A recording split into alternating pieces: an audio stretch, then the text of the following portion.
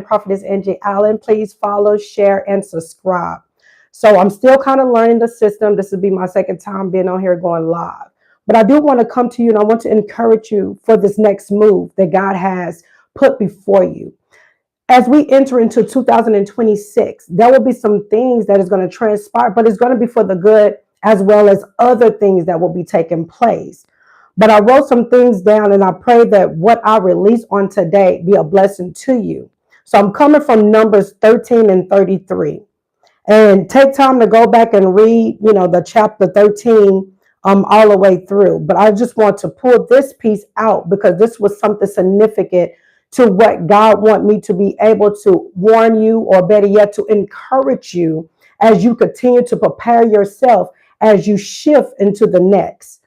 So as a read, I'm coming from a different version of the book. And so this one, it is, let me see real quick. This is coming from the NLT version.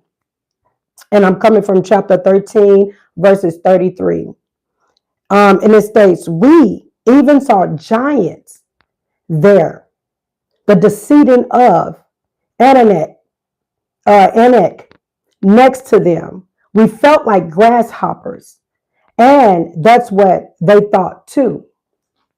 So the title today is No Longer Grasshoppers, Crossing Without Fear into What God Has Promised. Israel was not defeated by giants. They were delayed by distorted identity. And that's what happened. When we go into places that God have led, what happened is we allow fear to get in place because it's unfamiliar. It's a place that you've never been. So then what happened is it distort who you really are, what you're seeing, how you're thinking, and how you are to approach certain places and certain situations.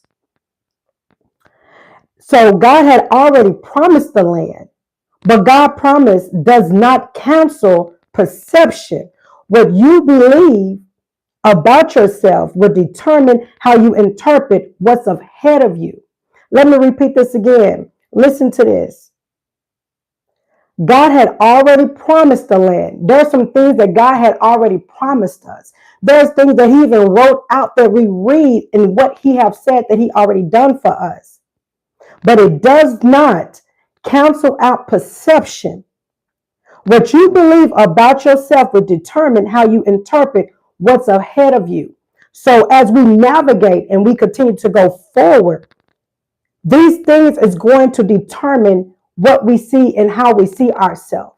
And that's the reason why God is preparing his people in this hour. That's why God is preparing people right now before we move forward. Because God don't want to put us in places where we're not ready.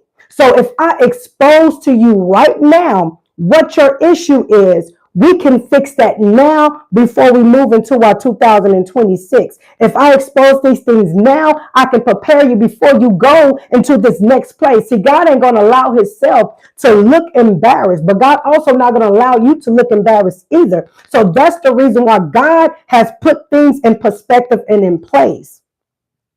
So this is a word for those that are preparing to step into a new season. Before you cross, God must deal with how you see yourself. Why would you cross over to a place that yet you don't even see yourself worthy of it? So if you don't see yourself worthy of having what God has ordained for you to have, chances are you're going to let it slip out of your hand. Thank you, David, for chiming in. I see you. I'm learning. I'm seeing everything on here. So I got a few points that I'm going to discuss. So the first point is we were grasshoppers in our own sight, the real battle. We were in our own sight as grasshoppers. See, the enemy did not speak first. Circumstances did not speak first. But guess what? The Israelites, they spoke first about themselves. Sometimes we counsel things out before it can even go forth. And that's why it's important for us to make sure that we evaluate everything. That's why we got to get the heart together. We got to shift our mind. We got to get a different way of viewing things before we are asking to go into these places. How are you asking for a house, or how are you asking for a car, but yet you don't even know how to maintain these things because you don't have the right perception. And that's what God is doing. He's trying to get us and adjust our sight, adjust how we hear, and adjust how we see, and how we interpret things while we are in them. You can carry a prophetic, now listen to this, you can carry a prophetic promise and still speak like a defeated person. Let me say that again one more time. You can carry a prophetic promise and still speak like a defeated person.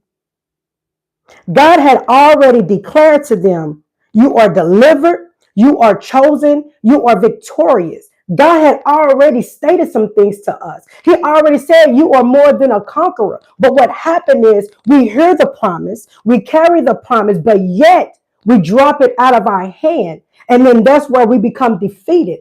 God did not call us to be defeated. He have called us to be more than a conqueror. We are victorious. But again, we can't see that if our mind have not shifted. If we can't see what he had just told us, it's some things that we have read, but yet we left them in the Bible, but we haven't planted them in our heart.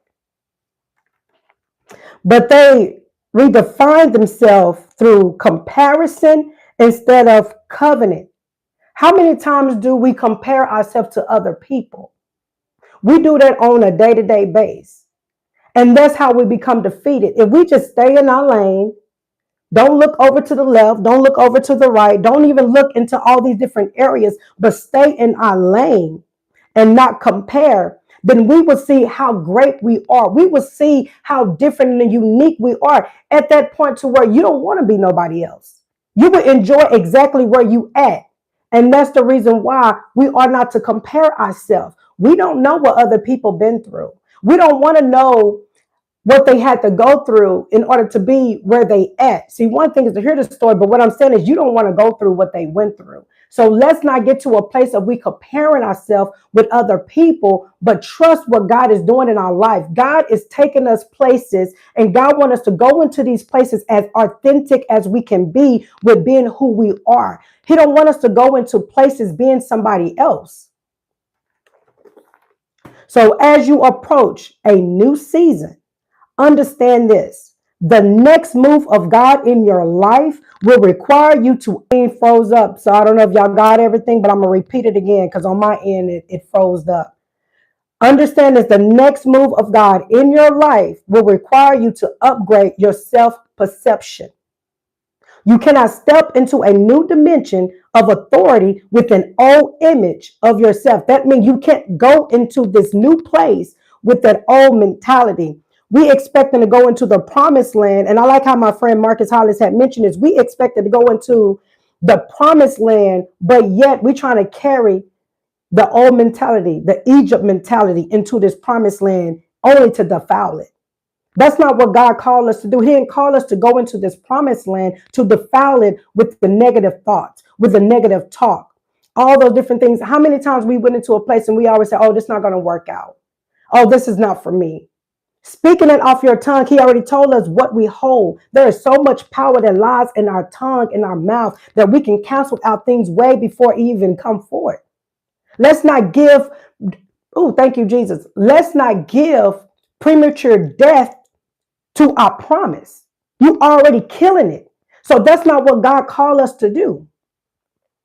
So my next point is fear always exaggerates itself and minimize God's grace. Let me repeat that again. Fear magnifies giants and minimize grace. See, fear will make things bigger than what they are.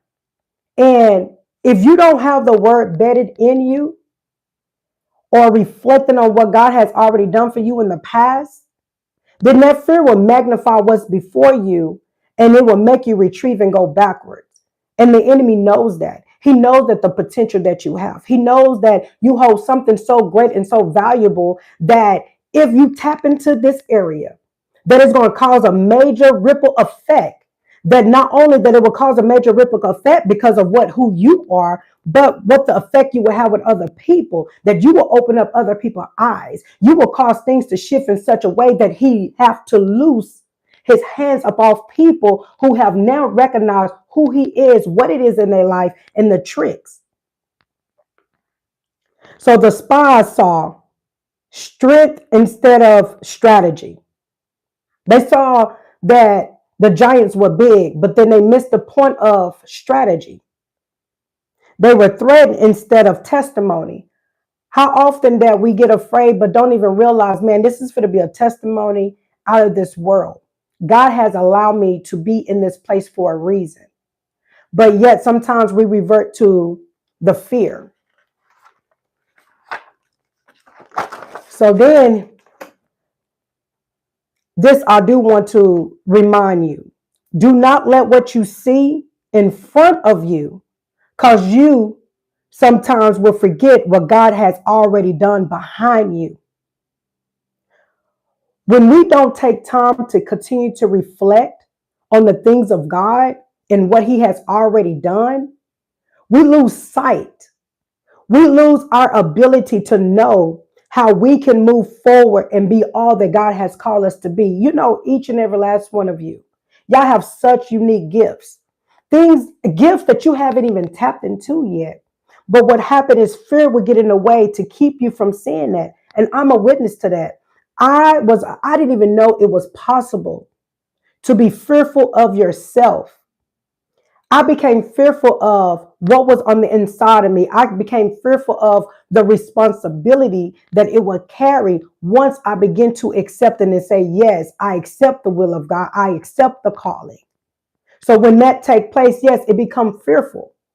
But what God's saying is don't be afraid of none of the things, not even what I'm about to expose to you of who you are, what I'm about to expose to you, how great you are. God is about to expose some magnificent things about who you are and where you're going. Don't be afraid of it just because you don't understand the whole picture. Be like Mary, so be it. Thank you, Jesus. Many are not afraid of the land. They are afraid of who they must become to live there. The wilderness trained Israel to survive. The promised land required them to govern, build, and fight. When we face things, it is to train us and to prepare us for everything that has been already destined for us. It's to train us to how to maintain what we're about to grab a hold to. It's training us to maintain, to hold on to what God has given us and not be so easily wanting to give it up, easily letting people snatch it from our hands, easily allowing people to just take over. No, you work too hard to be who you are. You went through all the things that you went through. This is not the time to let people manipulate you. This is not the time to allow people to start snatching things from you. You don't owe nobody apology. You keep moving forward. This is a season where you are entering into a new phase of learning and knowing who you are and hold what God has given you. You don't owe anyone an apology. God is not calling you into comfort. He is calling you into capacity. God wants to give you more than you can ever imagine. He wants to stretch you. He said he will cause your gift to make room for you. But in order to do that, you got to know who you are. You got to know what you carry. You got to know when you step into that room, what you hold. But if you don't know that, it's easy to be driven, giving it to someone. Don't do that. Changes exposed will still depend on familiarity instead of faith. God got to let some things be exposed. I went through my period where God had to expose things to me.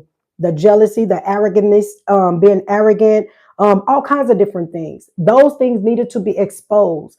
So as I navigate and keep going into this next phase, I can be humble in it and not miss what he's trying to show me, not miss whose soul do I need to be a part of, to help, to save, to lead, to direct. A lot of times we can have so much stuff that is blocking our sight, clogging up our ears, that we will miss the main point of the assignment that another person may need, that is coming from you, because you might be the only answer that you might be the only answer that they need from you, and God has put it in you to do it, to release it. If you keep trying to enter the next season with the mindset of the last one, you will call destiny danger. How many times have we all, I'm guilty. How many times have you sat there and something took place, and the first thing we say, man, they ain't nothing but the devil. But that's part of your destiny, right? A piece of something that's part of your destiny, we begin to call it danger. So now I have to go back and begin to ask God, show me what's taking place in front of me, because I don't want to rebuke what I need. I don't want to rebuke what's going to elevate me. I don't want to rebuke what's going to take me to my next level. I don't want to rebuke what's going to give me my wisdom, my knowledge, and my understanding. I don't want to rebuke what's going to cause me to be able to see what I'm really made of. I'm telling you, Devin, I was guilty, because you know how I became guilty? Following other people. How many times we've been around other people that would turn around and say, man, if it ain't one thing, it's the next. Man, it ain't nothing but the devil. Everything bad is the devil. But why come some of the things that transpired before us can't be God? God allowed it to take place so that it can elevate us, so that we can know, oh man, that's a liar. Or we can know, oh, that's a cheater. Or we can know that's a thief. How can our spirit of discernment kick in if some of these things doesn't take place? So now we have to go back and reevaluate how many times I done said this thing was the devil. When in reality, you come out of it like, man, I needed that. I'm glad I heard what that person said. I'm glad I experienced that. All of that was necessary. And my next point is God is shifting how you see yourself. This is a year ending deliverance word. God is breaking the grasshopper mentality. It's time for us to think bigger. It's time for us to see bigger. It's time for us to understand, regardless if I may be in this small space, that doesn't mean that I'm not qualified. That doesn't mean that I don't have the capability to be in these places just because this room filled with so many business people. This room filled with so many people that is got so much finance, whatever the case may be, because we come from, well, I could speak for me, coming from poverty. When you look at other people who have higher education, wealthy, all those different things, you begin to feel like you don't qualify to be in those places or at that table. But what I'm saying to you is, I love when Pastor says this, Pastor Dietrich Hicks. She said, as her grandmother told her, you as good as anybody else. We got to hold on to that mentality. We are as good as anybody else. When God sent us, he sent us there on purpose. He led us there on purpose for a reason. So we are as good as anybody else. And don't never forget that.